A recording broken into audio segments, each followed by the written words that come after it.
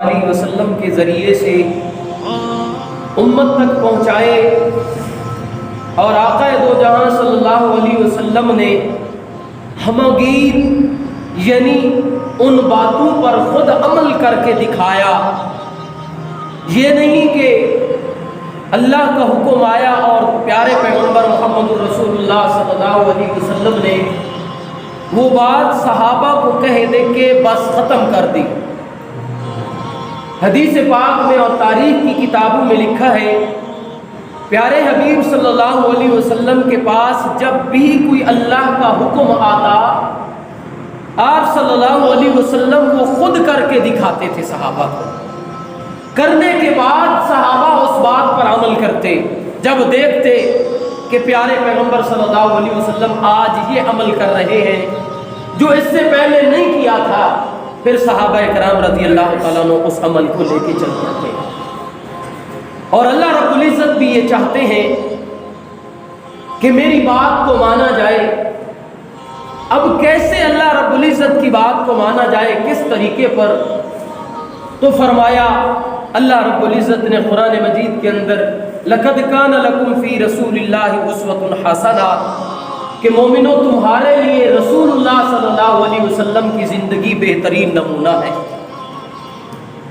مفسرین کرام نے یہاں پہ لکھا ہے کہ مسلمانوں کے لیے رسول اللہ کی زندگی بہترین نمونہ کس طرح ہے کہ آپ نے ایک کپڑوں کا سوٹ لیا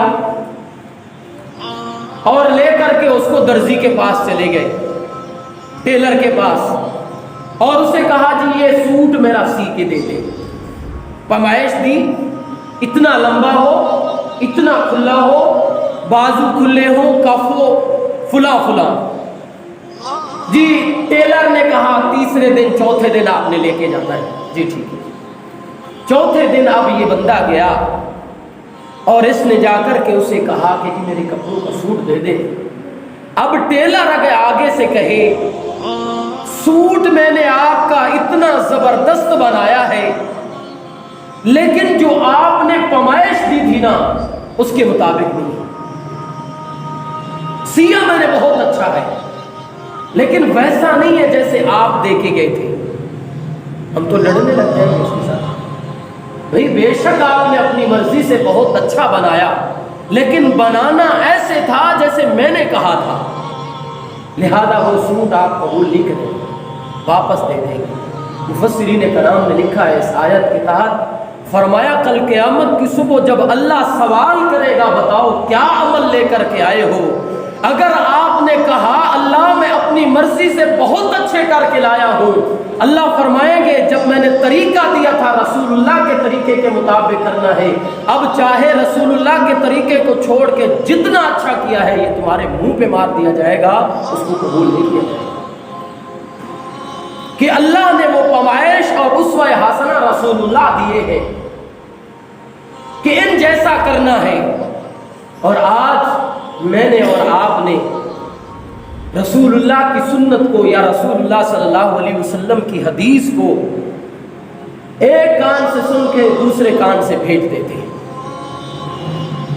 ہماری زندگیوں میں سنت کی کوئی اہمیت نہیں ہے، ہماری زندگیوں میں رسول اللہ صلی اللہ علیہ وسلم کی بات کی کوئی اہمیت نہیں ہے۔ اگر اہمیت ہوتی، اگر آپ کہیں گے کہ یہ آپ کیا کہہ رہے ہیں، اگر اہمیت ہوتی تو ہم رسول اللہ صلی اللہ علیہ وسلم کی سنتوں پر، آپ کی باتوں پر عمل کرتے۔ صحابہ سنت سمجھ کے عمل کرتے تھے اور میں اور آپ سنت سمجھ کے چھوڑ دیتے ہیں، فرق اتنا ہے۔ وہ کہتے تھے یہ سنت ہے، اس پر عمل کرنا ہی کرنا ہے، میں اور آپ کہتے ہیں سنت ہی تو ہے، بس فرق اتنا ہے۔ اور جن لوگوں نے مانا اور پھر اللہ رب العزت نے انہیں روشن چراغ ہدایت بنایا صحابہ کو۔ آقا دو جہاں صلی اللہ علیہ وسلم حضرت انس فرماتے ہیں، میں ایک صحابی رسول کے گھر تھا، ابھی شراب کا حرام ہونے کا حکم نہیں آیا تھا، میں اس صحابی رسول کے گھر بیٹھا ہوا تھا، اور فرماتے ہیں ان کے گھر کے اندر مٹکے شراب سے بھرے پڑے تھے، ہم آپس میں محو گفتگو تھے، اتنے میں دور سے ایک آواز آئی، منادی نے آواز لگائی، بھائی شراب حرام کر دی گئی ہے، رسول اللہ صلی اللہ علیہ وسلم کہہ رہے ہیں۔ فرماتے ہیں میں نے اس صحابی رسول کو بتایا کہ شراب کی حرمت کا حکم آ گیا ہے، شراب حرام ہو گئی ہے۔ فرماتے ہیں اس صحابی رسول نے فرمایا کہ ان مٹکوں کو اٹھاؤ اور جا کر کے مدینے کی گلیوں میں گرا دو، اور پھر سوچا نہیں ہے کہ ان کو تو بیچ لیں اور نہیں بنائیں گے۔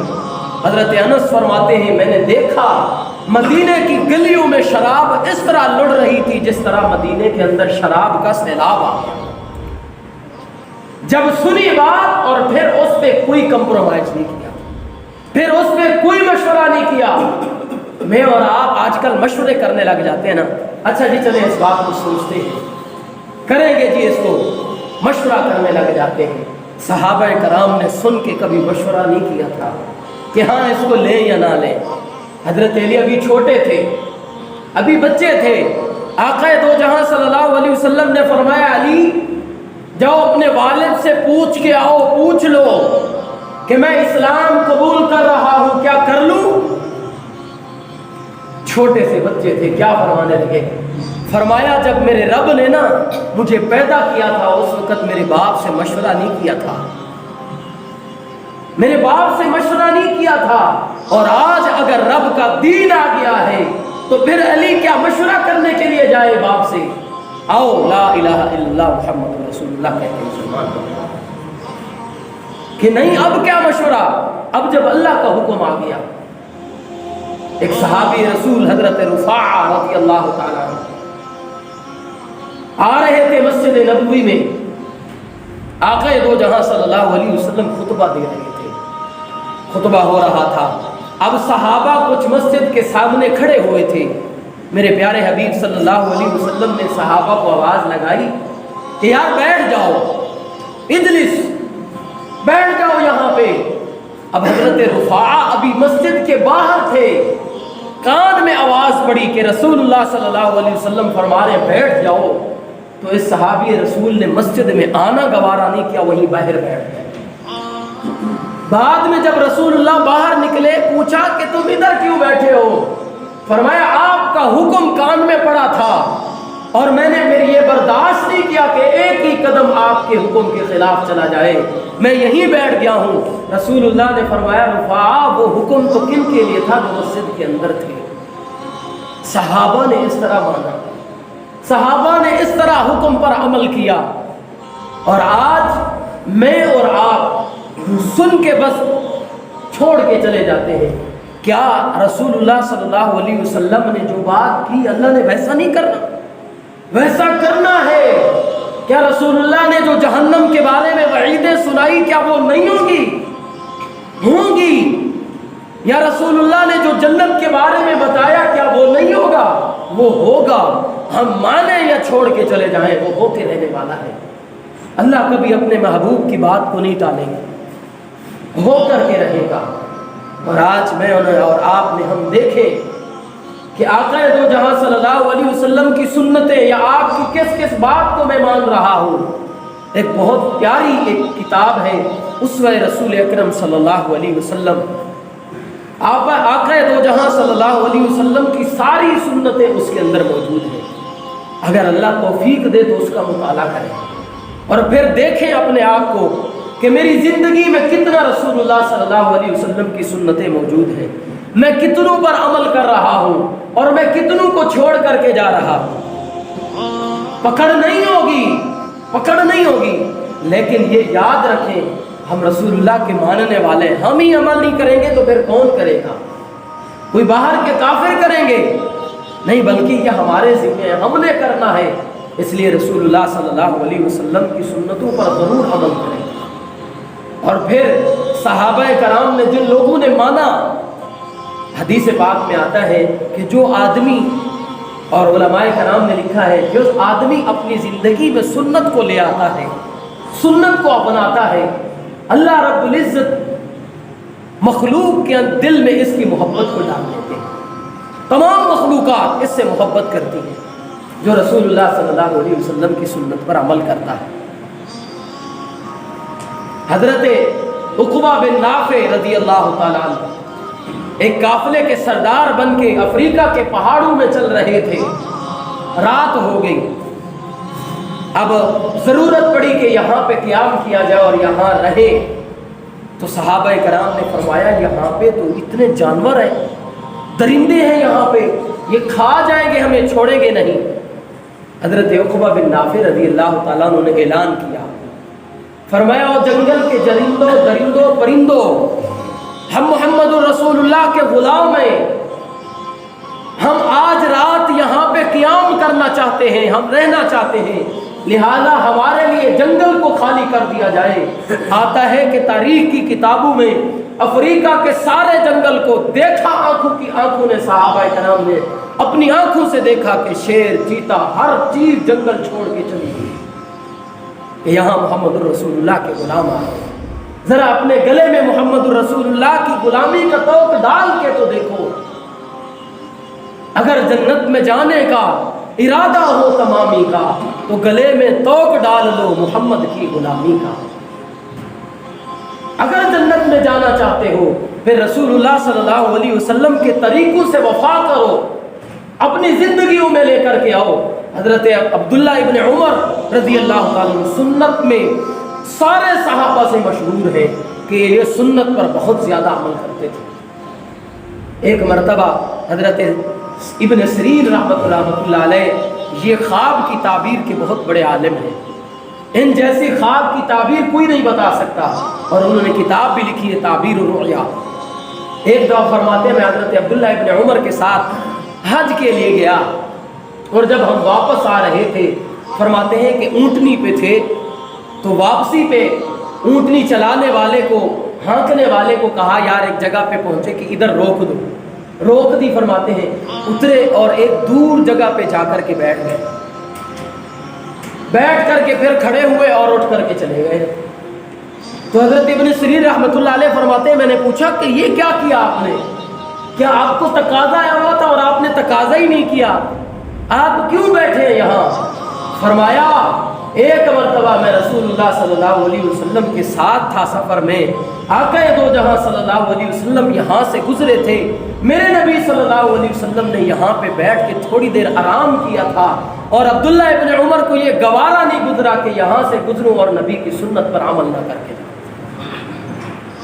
اتنا زیادہ. اور پھر اللہ رب العزت نے ان لوگوں کو بہت مقام عطا فرمایا. آج میں اور آپ حدیث کو سن کے, حجیت حدیث کو سن کے بس کان سے نکال دیتے ہیں, اور صحابہ کتنے اس پر کڑک تھے کہ ایک دفعہ حضرت عمر رضی اللہ تعالیٰ عنہ اور ابن تیمیہ رحمۃ اللہ علیہ ایک صحابی ہے ابن امیہ, یہ آقا حضرت عمر کے ساتھ طواف کر رہے تھے بیت اللہ کا. آج میں اور آپ کہتے ہیں نا کوئی حرج نہیں ہے, یہ اس لفظ نے بھی آ کر کے ہمارا بیڑا کر کر دیا, کوئی بھی یار چلو کوئی بات نہیں, اس نے بھی آ کر کے ہمیں بڑا مار دیا. حضرت عمر کے ساتھ وہ طواف کر رہے تھے اور اللہ کی محبت ان کے دل میں بڑی تھی. اب جب مقام ابراہیم پہ گئے تو حتیم کے ساتھ چمٹ گئے اور چومنے لگ گئے. اب بیت اللہ کے اندر تھے, حضرت عمر نے دیکھا, روکے کہ یہ کیا کر رہے ہیں, اور ان سے پوچھا کہ یہ کیا کیا آپ نے؟ انہوں نے کہا اللہ کی محبت دل میں اتنی گھر کر گئی تھی تو میں نے کہا رکن یمانی کو چوم لوں. تو حضرت عمر نے فرمایا کیا تو نے رسول اللہ صلی اللہ علیہ وسلم کے ساتھ طواف کیا تھا؟ فرمایا ہاں میں نے کیا تھا. فرمایا کیا تو نے رسول اللہ کو حجر اسود کے علاوہ کسی اور چیز کو چومتے ہوئے دیکھا؟ فرمایا نہیں. فرمایا اللہ کی محبت آ گئی تھی. چلو کوئی بات نہیں ہے. حضرت عمر نے کوڑا نکالا, فرمایا آج کے بعد اگر تجھے کوئی اور عمل, کوئی اور چیز حجر اسود کے علاوہ چومتے دیکھا تو میرا کوڑا ہوگا اور تیری کمر ہوگی. یہ برداشت نہیں ہے ہم سے. صحابہ نے کبھی بھی یہ ہو نہیں سکتا کہ جو عمل رسول اللہ نے نہ کیا ہو اور پھر وہ کیا ہو. اور آج ہم کہہ دیتے ہیں کہ چلو جی کوئی بات نہیں. حضرت ابو بکر کے دور میں لکھا ہے ایک تابعی تھے یا صحابی, تابعی تھے یا صحابی, اب یہ طواف کر رہے ہیں اور لبیک اللہم لبیک کی بجائے کہنے لگے لبیک یا ذا المعارج, لبیک یا ذا المعارج. اس کا معنی لبیک اللہم لبیک کا معنی ہے اے بلند و بالا اللہ میں حاضر ہوں، اور اس کا معنی بھی یہی ہے کہ اے بلند و بالا اللہ میں حاضر ہوں۔ حضرت ابو بکر نے فرمایا یہ کیا کہہ رہے؟ فرمایا میں اللہ کی تعریف کر رہا ہوں، اور باقی تعریف کی۔ فرمایا بیت اللہ کے اندر اگر کوئی کلمہ کہنا ہے تو رسول اللہ نے فرمایا لبیک اللہم لبیک کہہ کے رب کو پکارنا ہے، اور تلبیہ کے اندر یہ الفاظ کہنے ہیں، اگر اس کے علاوہ اب کہے تو میرے کوڑا تیری کمر پر برس کر کے فیصلہ کر۔ یہ برداشت نہیں ہے ہم سے کہ رسول اللہ نے وہ عمل نہ کیا ہو اور ہم وہ کریں، ایسا نہیں ہو سکتا۔ تو میرے بھائیوں بزرگوں دوستو، آج میں نے اور آپ نے بس یہاں پہ آ کر کے یہ سارے دین کا کباڑا کر دیا کہ یار چلو کوئی بات نہیں، کوئی بات نہیں ہے، کوئی بات نہیں ہے۔ یہاں کہہ کے اتنا کچھ آگے بڑھا دیا ہم نے دین میں، اتنا کچھ کہ اب واپسی ناممکن بن گئی ہے ہماری، اور اگر واپسی آنا چاہے تو پھر ایک ہی راستہ ہے، قرآن اور سنت۔ قرآن کو دیکھو، آقا دو جہاں صلی اللہ علیہ وسلم نے فرمایا ہر وہ عمل قابل قبول ہوگا جو قرآن اور حدیث کے مطابق ہو۔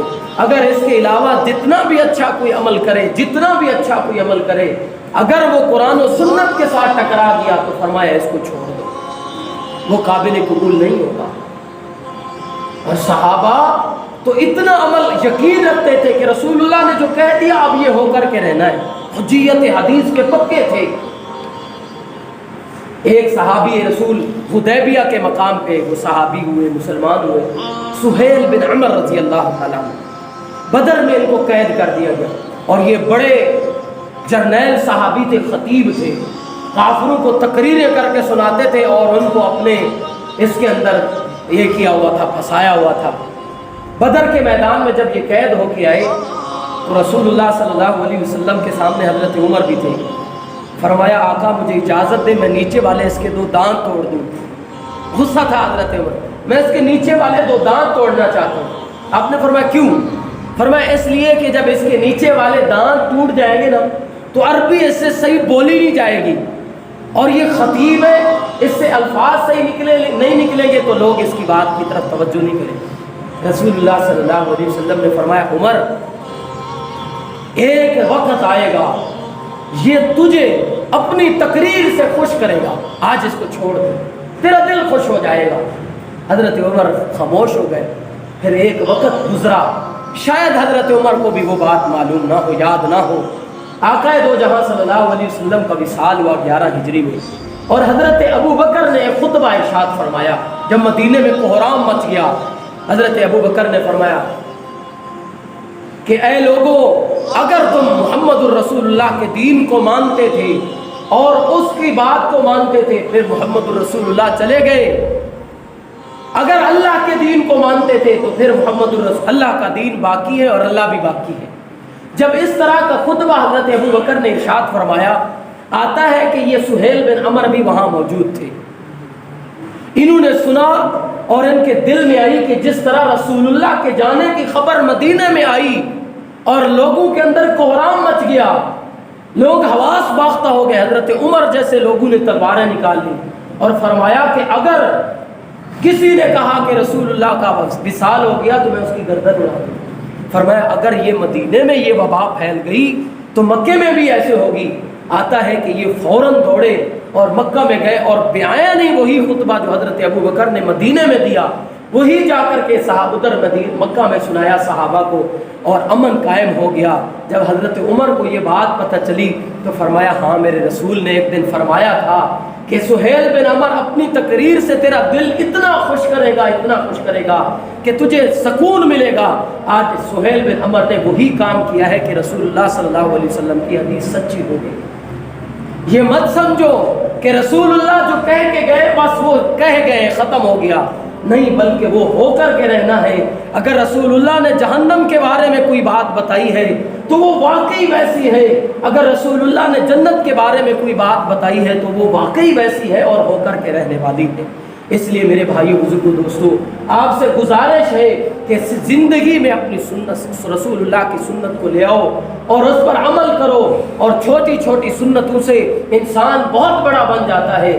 اب ہم یہ کہتے ہیں نا کہ یہ عصر کی سنتیں غیر موقع ہے۔ میرے سمے میں کہوں کہ میں نہیں جی پڑھتا ہوں. میرے سمے ہم کہیں کہ جی عشاء کی سنتیں غیر مقطع ہیں. میرے پیارے حبیب صلی اللہ علیہ وسلم نے فرمایا جو عصر کی 4 سنتیں پڑھ لیتا ہے، ایک طرف دنیا اور مافیا جو کچھ ہے اس کو رکھ دیا جائے، 7 آسمان 7 زمینیں، اور ایک طرف یہ عصر کی 4 سنتوں کو رکھ دیا جائے، تو فرمایا پڑھنے والے کا عمل اس سے زیادہ ہوگا